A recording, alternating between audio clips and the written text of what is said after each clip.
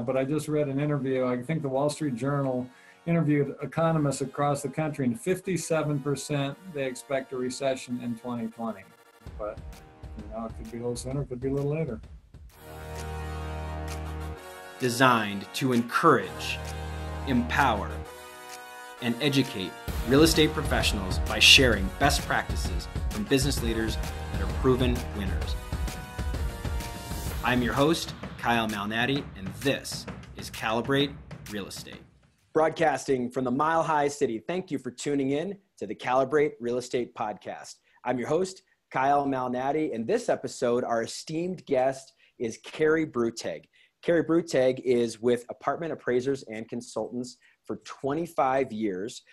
Apartment Appraisers and Consultants is known throughout our geographic area in Denver as being the preeminent leader in market statistics. They've done over 2,000 appraisal reports and market studies, which consist of 400,000 units surveyed. And we're talking about apartments. We're talking about the apartment market today. So Cary Bruteig, welcome to the show. Thanks, Kyle. Good to be here. Yeah, well, thank you for being here. And I know that you and I, even though we're recording in different offices, we're recording in the same location. Cary Bruteig and I actually share the same office building. He's been here a lot longer than I have. So thanks for being nice to your neighbor. Welcome to the building. So I'd love to talk to, and most of the people who listen to our podcast, this is kind of a national overview. We will cover some national statistics, but we're also going to get really deep into the microeconomics of Denver. And I'd love to talk about construction, vacancy, absorption, and rents of apartment buildings. Cary's database, Apartment Insights, which our company belongs to, surveys typically 50 units and above, that type of apartment building, although our company tends to sell buildings that are smaller than that. And so what you want to know is that these statistics of 50 plus unit buildings are going to apply throughout the market. It's going to apply to the owner who's got a 10 unit or a 20 unit apartment building.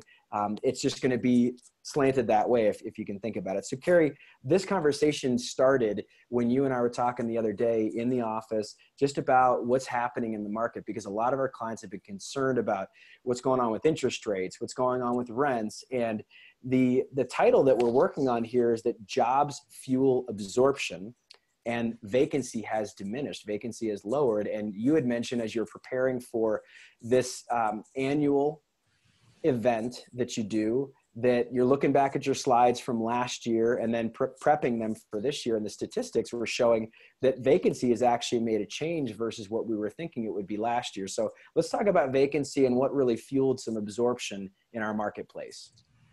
Sure. Backing up a little bit further, vacancy had been increasing for 3 years in a row. And the reason it had been increasing is because we have a very large construction pipeline here, and we were completing more units every year than we were absorbing, even though absorption was very strong. Historically, our absorption is roughly 4,000 to 5,000 units a year, and we've been absorbing 8,000 to 9,000 units a year. We're really completing 10,000 units a year. So that excess contributed to vacant units and resulted in the vacancy rate trending upward, which I had been expecting for some time. An unusual thing happened, and that is the middle of last summer, job growth changed directions. Instead of shrinking job growth, it turned around and started accelerating. By the end of the year, vacancy had stopped decreasing, and for the first 3 quarters of this year, vacancy has been lower than it was the year before. So the trailing 4-quarter vacancy rate has actually been decreasing now for 3 quarters in a row. Absorption has continued to set record high levels, roughly 11,000 units over the trailing 12 months compared to, the long-term average absorption of 5,000 units a year, so more than double, even well above the strong last eight years we've had in this market. So it's just been stunning and mind-blowing for me to see absorption reach these levels and for vacancy to turn around and fall now after it had been increasing.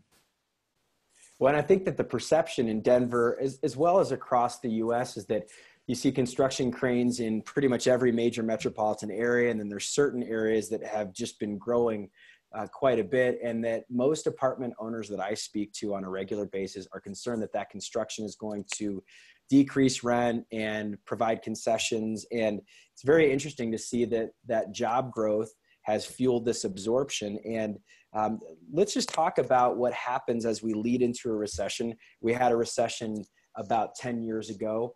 That recession, since then, we've been in a pretty large appreciation cycle.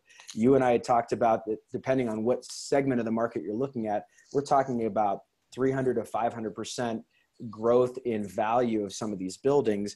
And a lot of that's fueled by great economics of apartment buildings. So let's just kind of talk about construction and how it plays a factor in the overall market cycle. Sure. I'm not sure how far back you want to start, but we started building apartments, I guess, this cycle, roughly 2011. The unit count started increasing, and it grew and grew and grew, and it currently stands at a little under 30,000 units under construction. Now, it would normally take about 2 years to build an apartment building. Some you could build in a year and a half, some take a full 2 years. So you would expect with 30,000 units under construction to be completing 15,000 units a year. That would completely overwhelm our market. You know, even if we're absorbing 11,000 units a year, that's an extra 4,000 vacant units being added to the market. In terms of total unit count, we have about 350,000 units. You can kind of keep that number in perspective. Instead of delivering 15,000 units a year, we've only been completing 10,000 units a year, keeping things round for our discussion. And so you have to ask yourself why, what happened? And really, it's a result of a lack of construction labor. Pretty much every project, not everyone, but almost every project is well behind schedule. The average construction period now is 27 months instead of something like 18 or 19 or 20 months. And so the reason the market hasn't been overbuilt, why vacancy has turned around and come back down, is also partly because we're just not completing the units as quickly as we should be for the pipeline we have that are under construction. And so what I'm always thinking about then is, okay, if construction timelines take longer and you've got some risk built in, of course, to when those delivery dates are, someone's putting, a project under contract, a piece of land, and they're going to want to go through that process. They're probably looking at quite a bit of risk in 2 years of delivering that product to the market. And I would imagine that that's something that people look at and try to forecast. But then the other thing too is just, how does all this new construction affect existing buildings? And it may be different depending on what class of building that you're looking at. But I've got to imagine that this delay in construction obviously develops, it affects developers in the short term as they're trying to get these projects off the ground, but then it's taking longer, and you just wonder what's going to happen in 2 and 3 years as these projects that are being delayed start to actually come out into the marketplace that are starting today. Certainly what's under construction will get completed sooner or later. What may really help in terms of delivering units to the market or slow them down is the tremendous appreciation in construction costs. Construction costs have skyrocketed even faster than rents have recently, to the tune that they're going up at 10 to 15% per year. And our rent growth has slowed down to about 3.2% per year over the last 12 months. All the developers that I interviewed on the panel are struggling to make the numbers work, and they expect a lot of properties in the proposed pipeline, which by the way is another 26,000 units. They expect a lot of those to have difficulty breaking ground because the numbers just don't work now. It just isn't feasible to build with how high costs have gotten. They're struggling with that. Panelized construction, prefab construction might be one of the solutions, but it's going to take a while for that to be a substantial part of the market. So we may kind of wean down the construction pipeline from the start side, and then the units will keep coming out of the backside of the pipeline and getting delivered to the market, maybe 10,000 units a year until we've kind of worked through that huge bubble, huge bulge in the supply. Well, and a follow-up question that I have to that is, if we're at about 26,000 units that are maybe in that planning phase that have not actually started, how many of those projects actually get completed? Is there a ratio of the planned versus completed in a normal market cycle? Or what have you seen over the past couple of years of the amount of applications, if you will, if that's a way to look at it, versus the actual completion? Great question. It seems like roughly 50% of the units in our proposed pipeline break ground in the next 12 months. So the proposed pipeline's been roughly 26, as high as 28,000 units, and we started 14,000 units during 2017. So I'm expecting similar, probably only about 12,000 units so far to break ground in 2018 if you annualize the year-to-date numbers. So that appears to already be slowing down from what started last year due to some of the difficulties. And even the total number of units under construction has dropped from 31,000 to 28,500, although it's a similar number of projects under construction, 131 projects, 50 units and above in the 7-county metro area. Let's back up a little bit. Rent growth, you were asking what happens to the market when we add a lot of new supply. Our rent growth had actually reached 10 to 13% per year a few years ago before the product started hitting the market. And as the product hit the market, that rent growth has slowed and slowed. And I expected it to turn, go to zero and turn negative at this point in the cycle if we hadn't had this tremendous turnaround. So the rent growth over the last 12 months is 3.2%, but that's the average for the entire market. If you break it down by age of properties, it's very, I think, distinctive to note that the older properties have rents growing quicker. For instance, properties built during the 1970s have rent growth of 4.9% over the last year. And that growth rate drops down decade by decade till you get to the newest age group, properties built since 2010. Those rents are only up 0.1%, and they had actually decreased in a period of time. So for discussion purposes, rents for new product, properties built since 2010, have really been flat for the last year and a half. And that's because we're adding new product all the time. So if you, opened your product up, opened up a new property a couple years ago and you're full and you'd like to move rents up, but new properties keep opening around you and they're giving them on free, you don't really have the pricing power to be moving your rents up. So rents on new product really have been flat. And again, while construction costs are going up 10 to 15% a year. Well, and it's interesting from a timing standpoint, as you and I are having this conversation, and then you had your panel just a few days ago.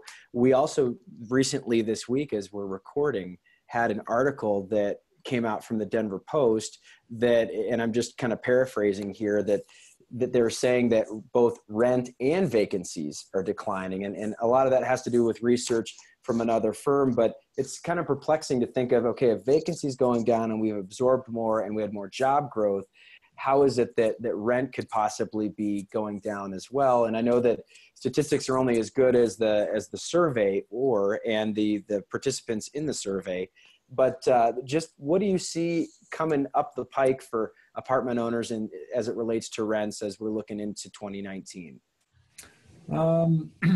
I guess to dig a little deeper when you're talking about the different surveys, there are a lot of different companies surveying the market. And what's unusual, I guess, about the way we do it is we survey every property 50 units and above every quarter. So we have a very consistent survey base. I think the survey you're referring to surveys whoever responds, so they get a varying unit number of units that respond for each submarket. So statistics by submarket vary a little bit more.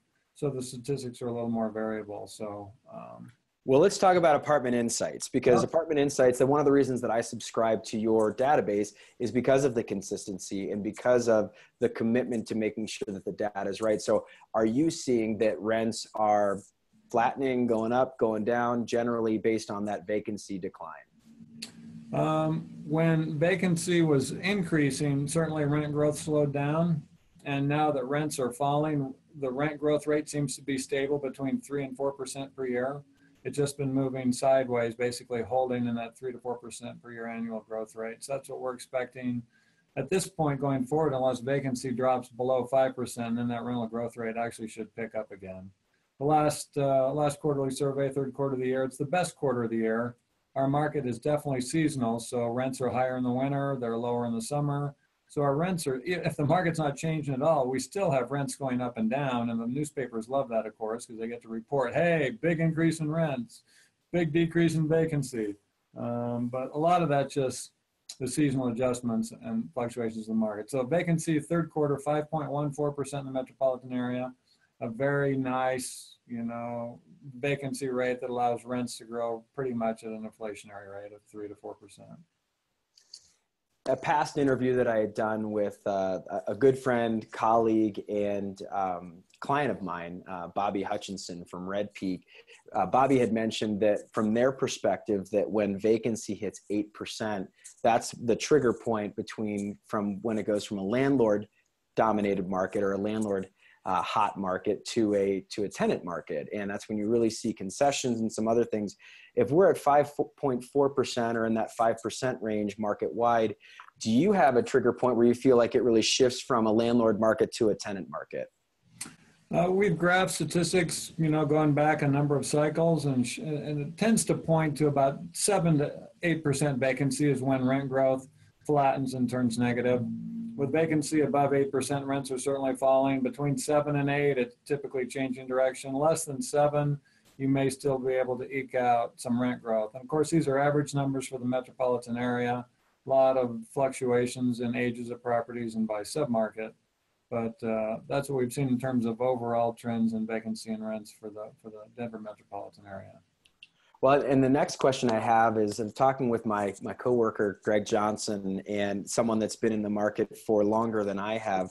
Greg's perspective on some of the vacancy increases at times had been due to, and rent falling had been due to maybe a race to getting units occupied and offering some concessions. So vacancy can go one of two ways. It can go, you've got actual vacancy, physical vacancy, and then economic vacancy, which factors in concessions, free rent, lower deposits, things of that sort. So Greg's perspective was, if you've got construction, and some of these developers are going to have construction loans that have a short-term window on them, 18 months, 24 months, 36 months, there may be a race to getting these units filled up and offering concessions, what could affect the vacancy rate. Do you see that on the new construction side of things? When we're surveying properties for Apartment Insights, properties are classified as either stabilized or in lease up. So new properties will be in lease up until their occupancy no longer improves. The properties that are in lease up are still using concessions a little more often than stabilized properties. It's common during the construction period to give a month free because of the inconvenience, the noise, the amenities aren't finished yet, that kind of thing. On stabilized properties, if you look back in time, the concessions always increase during soft periods of the market, and they also increase during the winter part of the market. It's the same kind of wave that you see in the seasonal effect on the vacancy rate and on the rental rate. Going forward, though, I'm expecting that to be a much smaller indicator of where we are in the cycle or the softness of the cycle, and that's really due to the rent pricing models that are widely used by all the largest management companies and largest owners now. And those pricing models reset the rents weekly, if not daily, and they're complicated enough that rather than keeping a gross rent and adjusting concessions, they just reset the rent to where they need to be to get the leases they need to be at the occupancy that they've programmed in to be at, which typically, by the way, is 95%. So we're right at that 5% vacancy or 95% occupancy level. So the programs can be adjusting upward or downward somewhat aggressively if they fall below that 5% vacancy, or I should say fall below the 95% occupancy level. It's a little bit of just a wild card question, but I find it interesting as you do all this research with Apartment Insights. Is there a sweet spot in the duration of a lease? I tend to work with clients that work on 12-month leases, and they tend to offer a deposit rate that is equal to 1 month rent. But on some of these bigger complexes that you're seeing with maybe more sophistication, more demographic research, and certainly better models than maybe an independent or mom and pop investor, do you see, kind of that ideal lease date duration? And then does that affect, maybe some of the prices that people are able to charge? And is that looked at as a concession if it's not a 12-month lease? Just kind of a wild card question that I thought of on the spot. Sure, I like the question, and it's because it kind of reflects the use of pricing models. when you look at our rent and vacancy cycles, our market is stronger in the summer. So if you have the opportunity, you probably want to sign leases in the summer when you get the highest rent and vacancies are the lowest. And you want to have fewer leases coming due in the winter. So what the pricing models are doing, instead of necessarily just trying to force 12-month leases or 6-month leases, is they want the lease expirations to occur at the most optimum time for themselves. And they don't want them to all occur in July either. They want them to spread them out, so they figure out when they want the leases to come due, and then they price them accordingly. So if it's 8 months from today that they want your lease to expire, then that will be the cheapest price. And they'll encourage you to take that lease term because that's when they want your lease to be up.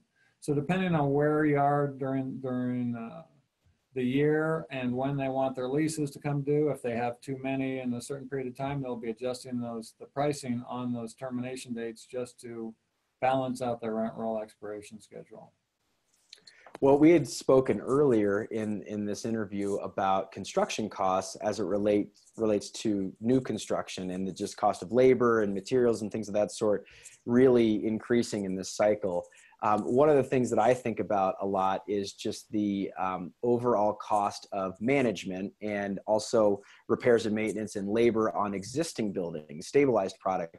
I would venture a guess that you've probably seen that in your studies over the past 6 years in this appreciation cycle, that not only construction costs have increased, but I would imagine that that same labor that is used to manage and maintain a building has probably increased. Are you seeing that become a problem for bigger owners? I mean, it really becomes a systemic problem really across the entire market, but what are you seeing as it relates to maybe the management costs or management ratios in these buildings that you're surveying?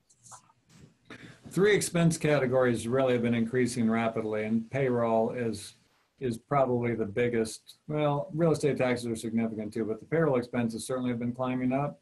So properties are stressed not only with just having to pay their employees more, but as we open up 40, 50, 60 new properties per year, they all need to be staffed. And so we just don't have the inventory of trained apartment professionals in our market to operate all those properties. So employees are being stolen back and forth between properties, property management companies. And so not only is the expense going up, but you often just don't have people on your property to lease units or fix things that are broken, all the stuff the maintenance guys take care of. So it has been a challenge for pretty much everybody in the business as our inventory of apartments has been growing so quickly. Well, and this may be anecdotal from my perspective, but I will say, having been in the Denver real estate market for a decade and a half, and you've been in for 2.5 decades, I have noticed that the level of professionalism and the level of competition between fee-based management companies has really accelerated in, call it, the past 6 or 7 years. Whereas and again, on smaller buildings, this is going to be more the case, but I used to see a lot more independent owners operating their own buildings, resident managers, things of that sort. We're seeing professional leasing staff. I'm seeing the advent of leasing agents. And so I would imagine that it seems like, maybe the rising tide raises all ships, but as this appreciation cycle has really become kind of in the later stages, it feels like the management game throughout Denver has really increased, and you've got some very quality, capable management companies. I agree, Kyle. The job of the management companies has gotten to be more and more difficult, and what's probably not quite fair is the management fee percentages continue to decrease over time. It used to be standard management fee was 4%, and then it went to 3.5% and 3%, and a lot of management fees on bigger properties now are even under 3%. And they really have, I guess, become more professional, more competent. They're very good at training their staff. There are so many rules and regulations to comply with. And of course, all the computerized pricing systems and rent roll software and advertising on websites. I really see a huge difference between professional management companies operating a property and a mom and pop operating their property, especially if they're an out-of-state owner. I think there is, by and large, when I see an owner-managed property, I would like to tell them, you will collect more money by paying somebody else to run your property and get rid of all the headaches. I really believe that's the case most of the time, with a few exceptions. Well, let's talk about Apartment Insights. So that's a database that I subscribe to. It is a database that you have worked to continue to have consistent statistics throughout the several market cycles that we've experienced over the past 25 years. And it's gotten better and better as you've gone from the appraisal business and doing feasibility studies. You use this database as as really an advantage for management companies to utilize that information with real-time data. Apartment brokers can utilize this data, and everybody wins. And so what's the goal of Apartment Insights as you look at surveying data every quarter? What does that look like from your team standpoint of who does what? Because I get to see it as I come down to your office and say hello to everybody. But I think it's important to note that there's people making phone calls, verifying rents. They've got good relationships with the existing buildings. And so I'd love to know how many buildings you have in the database, how often you talk to people, and just how rich that data is, because I think it's important for our listener. Sure. The 50 unit and above inventory is about 250,000 units out of a total inventory of apartments of 350,000 units. So you could say we're surveying about 2/3 of the entire market. The rest of the market are in buildings less than 50 units. And while there's about 1,200 properties that we're surveying every quarter, there's about 3,000 or 4,000 more buildings that are less than 50 units. What we're trying to do is take a snapshot in time of the performance of all the buildings, all the apartment communities we survey, so that you can compare them against each other. And the data is available quarterly, going back to either when the building opened or began leasing, or back to the third quarter 2004, which is when we started Apartment Insights. I started appraising back in '92 under Apartment Appraisers and Consultants. That's when that company was formed, but Apartment Insights brought to the market in 2004. And it's been a real benefit for me as an appraiser and in performing market studies to have access to all of that data. And then, of course, a lot of our customers really like having access to it as well. So I know maybe an answer to this because I'm a licensee here in Colorado, a real estate licensee. But from your perspective as an appraiser, how long in your market is a comp valid? If something sells and you're doing an appraisal, if it's the right comp, does that have the ability to last a year? Could someone use that? And as people see some different statistical data out there that they pulled maybe from last year, how long of a shelf life does a comp have in your world? Great question. When you're appraising a house, for instance, I think they always want everybody to have home sales that are less than 12 months old. As appraisers of apartment buildings, it's a little bit different. There aren't as many apartment buildings selling as there are homes. What we do is typically for a 200 unit building appraisal is we pick the best 6 sale comparables and we pick the best 6 rent comparables. If the best 6 sale comparables sold in the last few months, that's great. We'll ignore the ones that are older than that. If it's been a year since any of them have sold, we go back a year. If we have to go back 2 years, we do. What we're doing is balancing out the age of the sale with how physically similar the property is to what we're appraising and how similar the location is to what we're appraising, which is why it takes us a while, even with a list of all the sales in the metropolitan area, to figure out how we want to balance those factors out. Okay, one more specific market question, then I'm going to ask you a couple of fun questions that I do with all of my podcast guests, all right? Okay. So we are about to embark, if you will, on yet another assessment period. For those of you that are in Colorado, you know that assessments happen every 2 years. They happen in the odd year. And you had mentioned earlier that property taxes are one of the bigger cost increases amongst labor and other things. And the way I look at it is that you have maybe an easier job sometimes of decreasing your variable cost than your fixed costs in operating a business. And so I think apartment owners are getting hammered with insurance hikes and also with property tax increases. So I would just venture a guess that you believe, as I do, that this past couple of years is going to result in higher taxes for folks. But is that something that you actually look into and survey? And do you have any thoughts or opinions on just maybe when we might be towards the end of this cycle, if you feel like maybe mentioning that? Taxes in Colorado are so complicated to explain to people. I've spent a lot of time over the years explaining to out-of-state lenders how our taxes work. I finally wrote it all up and put it on my website, and I sent them to a link. Here's how it works. Going forward, from a practical standpoint, we've had tremendous appreciation, and assessors base the value of your property on those appreciated assets. The benefit that is hard to quantify is that it's offset by a decrease in assessment ratio if residential properties go up in value faster than commercial properties, which has been the case. So our assessment ratio went from 7.96% to 7.2%. That's like a 10% decrease in the assessment ratio, which offset, to a certain degree, pretty substantial appreciation in all the assessed values. It sounds like we're going to have a further reduction in that assessment ratio. It's a mathematical formula that needs to be calculated after all the values are in. There's some people speculating as to what that number is going to drop to, somewhere in the 6% range from the 7.2% current number. That will help offset some of the appreciation. But at the end of the day, apartments have gone up in value really faster, I think, than all other property types, and the possible exception of single family homes. So I'd expect taxes to keep moving up a little bit.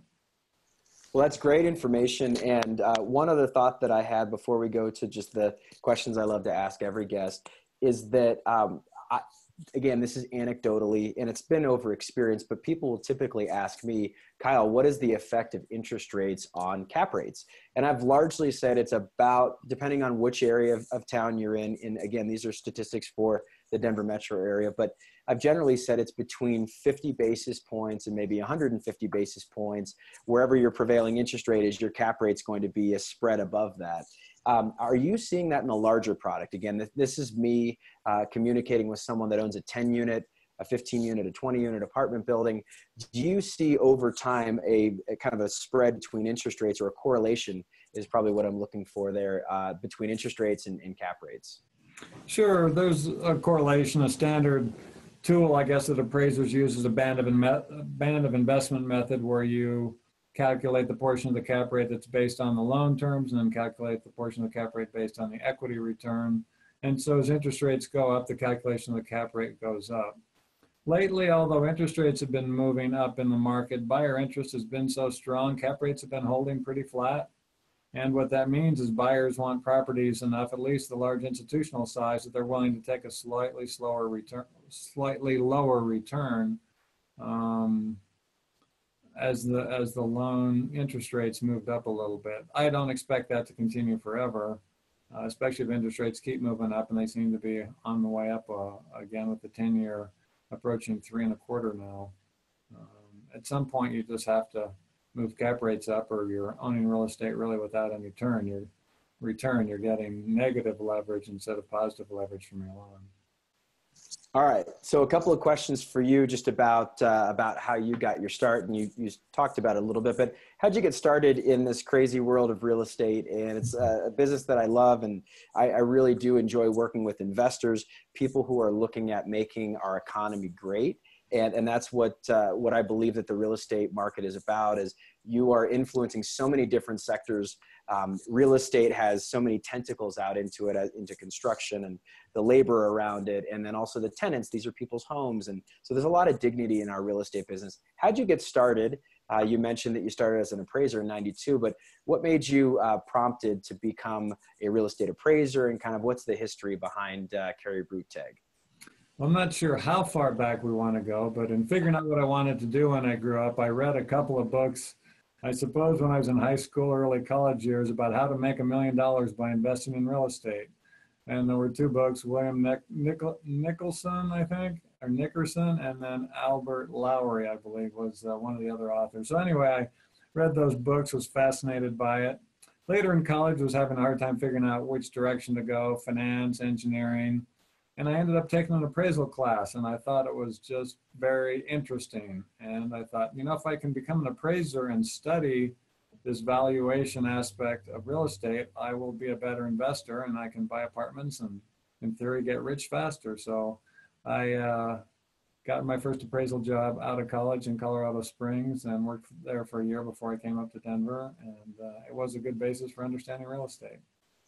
Well, and you had mentioned books. I'm a firm believer, that leaders are readers. Do you have a couple of books that just are things that you reference often? It doesn't have to be real estate specific, or just books that have really impacted your life. Wow, there's just so many. I read all the time. The truth is, I don't read. I listen because when I read, I fall asleep, and I'm not sitting still long enough to read for too long.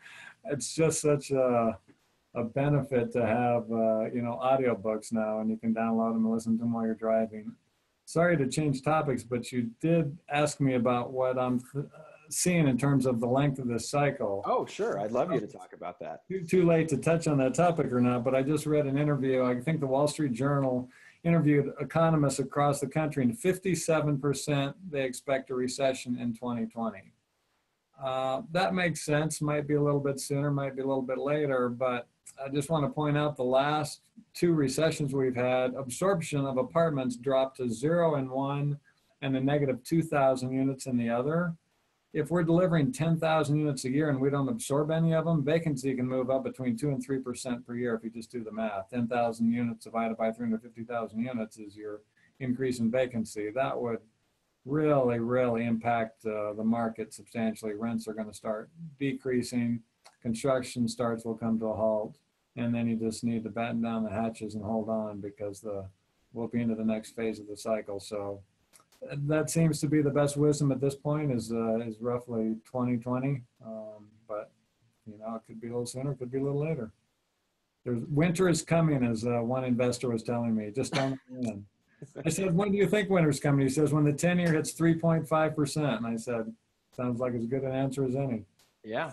Well, it's as you speak about wisdom, I often like to hear maybe some of the best advice that people have gotten in their lives. And that's a big question.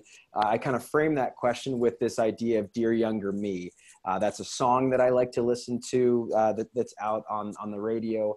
And the idea is, what's the advice that you wish you knew when you were 22, and or the advice maybe a mentor gave to you just about life, about business, that you'd like to impart to our listeners? I'm still trying to acquire the wisdom about which you speak. Thinking back to books that were influential for me, this is an ancient text, but it's Think and Grow Rich by Napoleon Hill. And I still find people that like that book and have read it. And it really, I guess in the simplest way, is if you spend your time thinking about what you want and kind of visualize it and feel what it would be like to have it, I feel like you create it in your life. And the more I did that, the faster, I guess, my life headed the direction I wanted it to be. So I would encourage younger people to really spend some time thinking about what they would like and try and believe that they can get it, feel what it's like to have it, and then start moving in that direction, and they're highly likely to be successful. All right. One last question for Cary Bruteig. What's next for you? You've had a storied history here in Colorado. You've had a great career. What's coming up the pike for you in the next 5 years? And then at the very end, we'll talk about Apartment Insights, and you can just let us know how we could subscribe to Apartment Insights if someone's not familiar with that. But what's up next for you? What are some goals that you have here in the next couple of years? Well, I've had a successful career. I'm trying to slow down a little bit. I have some great people working with me that are doing more and more of the work here. And I think that trend will continue. Would like to travel some more. Took up mountain biking as a recent sport. Would like to continue to get better at that. Good for my health and interesting and exciting for me, and gets me out and about. So I guess that's it in terms of concrete plans. All right, 2 follow-up questions there. I'm not going to let you go from that. So what was your last trip that you took that was out of the state or out of the country? And then second question is, what's your favorite mountain biking trail? I got to go on a trip with a bunch of friends to Moab, mountain biking trip. It was my first time doing that, and that was just amazing. I think mountain bikers know the names of a lot of the trails over there. We did the whole enchilada, except we couldn't do the whole enchilada because the top half was still closed with snow, but did the bottom 2/3, I guess. There's just so many epic rides over there. Really had a good time. Look forward to going back again. Was there a second part to that question? Well, just you actually answered you're so efficient, Cary. You answered the two questions in one. So that Moab is in Utah, bordering Colorado, obviously. But any trips? You said you like to travel. Any trips outside of the U.S. that you've gone on that are, I haven't had a lot of chance to travel with little kids. That's just not possible at times. So, what are some memorable trips that you've taken out of the U.S.? Well, I don't want to make you envious if you can't. That's okay. Set goals for me. I'm planning to go to Cancun for Thanksgiving week this year, and actually went there last year over Christmas. In March, went to Costa Rica, first time down there. I think was about 7 days probably, and what a fabulous country. So much of their energy is from renewable sources because they have, both sides of the ocean and a mountain ridge in the middle. They have these windmills on top that make a lot of the energy for the country. They have active volcanoes, so they're creating electricity from steam. Friendly people, good food, varied climates from the beach to, rainforests. Highly recommend visiting Costa Rica. I've heard a lot of great feedback from Costa Rica from people who visited there, and it's just amazing. All right, so Apartment Insights. I'm a subscriber. What does it take to subscribe? What does someone get from a subscription in the couple of levels that you have? And what are some things that people might be able to derive in value? One of the things I wanted to mention is that all of the statistics that Cary is referring to are on slides that he presented, which aren't available to the public. It's only available to subscribers and then people who might go to an event that Cary is speaking at. So how do people get this data that you've procured over the years? The website's apartmentinsights.com. You can't actually sign up online, and that's intentional. We want to control who has access to the data, limit it, to where competition can't just subscribe and download all our data, or some of my competitors in the industry that I don't want to have it might limit as well. So you do have to contact us. Our phone number, 303-722-4222. Or my email address, cb@apartmentappraisers.com, or you can also send an email to info@apartmentinsights.com. Annual subscriptions range from $2,900 a year to $3,500 a year, and that gives you 3 user accounts you can access from any computer. You'll be able to pull up a full page of information for every property in town with 50 units and above. You can see a picture of the property, who owns it, who manages it. Full page of property details, the unit mix, rents, vacancy, amenities, what it's sold for, physical characteristics of the property. I've used the database a lot in the time that we've been subscribers, and I find a lot of value even working on buildings that are sub 50 units. And so that would be the thing that I would say to my clients that are on our email list that may be listening or watching this podcast is that the value of the data is that it applies if you own a building in a geographic area and maybe you're 30 units. Someone that's a 55 unit building is probably still going to be affecting your marketplace, especially as they're geographically very close to you. So I think that there's a real value, even if it's someone that may own a bigger building, but it's not quite 50 units. So I would encourage those that have a portfolio of buildings in an area and or have buildings that are, somewhere between 20 and 40 units to consider subscribing into that data. Cary, I appreciate your time. I appreciate your wisdom. I appreciate your friendship. We've gotten to know each other over the last couple of years fairly well. And I just really appreciate your time, most importantly. So thank you for being on our podcast. I enjoyed it. It was a lot of fun. Thanks, Kyle. I'll see you in the hallway. Yeah, that's right. So for those of you that do subscribe to the podcast, thank you. Anyone who enjoyed this podcast, we would love a 5-star review on Apple iTunes. Subscribe on Apple iTunes and or YouTube. A subscription would be huge for us. For my podcast producer, Kayla Davis, for our esteemed guest, Cary Bruteig, who said that he'll see me around the office building, I love to say I will see you around the neighborhood. Bye, everybody. Thanks for listening.